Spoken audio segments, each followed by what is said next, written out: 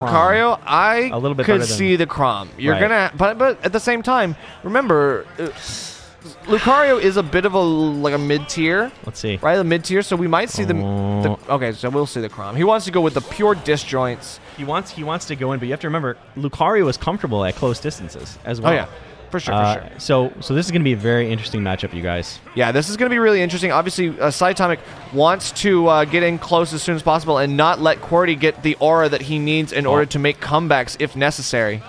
Okay. Now, Qwerty is your very technical player, right? Kind of a little Mewtwo-esque, if I can say so. Mewtwo King-esque, yeah. Yep, M2K. So, so I love that he's got that aggression as well. He's not just about taking his time and playing from the outside. He wants to get in your face. He does, and he loves going for a lot of crazy things like the B-reverse charge of the Aura Sphere. Yes. He loves grinding that on you, on your face, on your shield. And he loves the setups. He gets confirms. Yeah, he gets confirms. I have to say, I love his planning, right? If you talk to him, if you're playing friendlies with him, he will tell you, like, oh, yeah, if you had done this, I would have gone for that. Yeah, pushed out too far, and now Siatomic probably could have got a little bit closer, but he had to avoid the Aura Sphere, and he showed his hand a little too early. Qwerty was able to capitalize and force him out. Yeah, let's see what he can do, though. Qwerty is sitting at 135, there it is, the and that's Jer. Gonna be it, and hits him with the Jer. Now, mostly even percent here. Okay. But this, like I say, I don't know if these guys have played each other. I don't think they have. I highly doubt it. Almost never. And so knowing that, I think our game one here is going to be mostly a, hey, how are you? What are you about? Kind of deal. This is definitely a test, right? A true test. And so far, we are seeing Siatomic is about putting on that damage. He is putting on that damage and doing a great job of doing a little bit of sharking and juggling and using a good advantage state when he can get it. The issue is when Qwerty is upping, when he's going for the extreme speed, he's able to catch Siatomic out unawares, and Siatomic doesn't really have an answer for it just yet. Going to take it, though. Big hit coming in from Lucario. Right, and that was really a testing the waters by Qwerty there. He did the run back F smash. He wanted to see if he was going to catch it, and because Siatomic ran into it, he was poking and prodding and slowly getting his pieces together. It is going to take the stock again. Even percents, mostly even percents here. Last stock situation here. Very close now. Qwerty on his last stock. Siatomic might have a very strong game one if he can turn this around. Obviously, he's had good advantage states so far. Yes. Okay.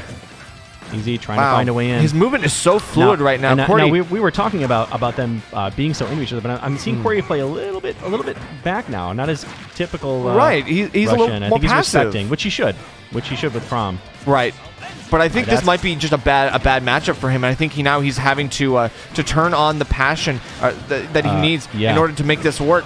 Of course, play the distance a little bit. Now this is still anybody's game.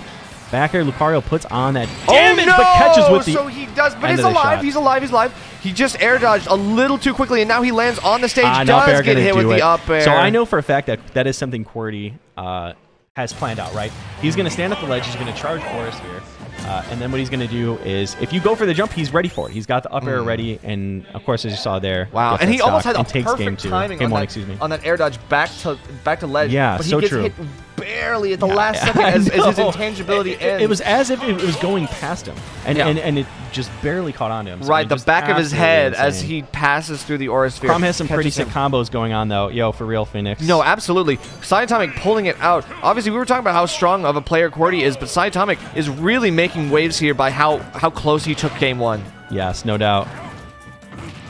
Okay, easy percent here. Let's see. I'm really curious to see what happens in game two. Game one, right? They've shaked hands. They know what each other's about. Exactly. Now we're going to see some of the adaptations hopefully apply. Yeah, now that we're on a fresh 3 stocks for both players, now we'll probably be seeing a little bit more aggression from Siatomic. I think we just did there with the F smash. Totally. Yeah, that makes perfect sense. I think he's going to be pushing his advantage a little bit more. I think he knows that Qwerty can actually be a little bit predictable, and he goes for a lot of the same stuff. So it doesn't necessarily. You know what else is predictable? That stock going away from that savage F smash, my man. But I have to agree though, just to go on that. Qwerty is again, like we were saying, methodical. So let's see what else he can pull through. And I don't normally see him go for like a big thing like that. I mean, I think that was again him testing the waters in game one, going for the run back F smash. This time he charges it fully, and now Siatomic still getting caught by it. He's got to watch out for those. Qwerty still only at 112. Yes, on his last stock at 87 is Siatomic. Oh, he's on his second stock. On his second stock, yeah. That's going to take now he's on his last stock. All right, so we are seeing a very different. We are seeing a very different game two, you guys. Game one, of course, very even, but As we were talking about Siatomic being more comfortable in this match after getting to know Qwerty, same could be said for Qwerty. He's more comfortable. Exactly. He's willing to bet more on his moves, his movement in. Right, and the key here is he's got aura.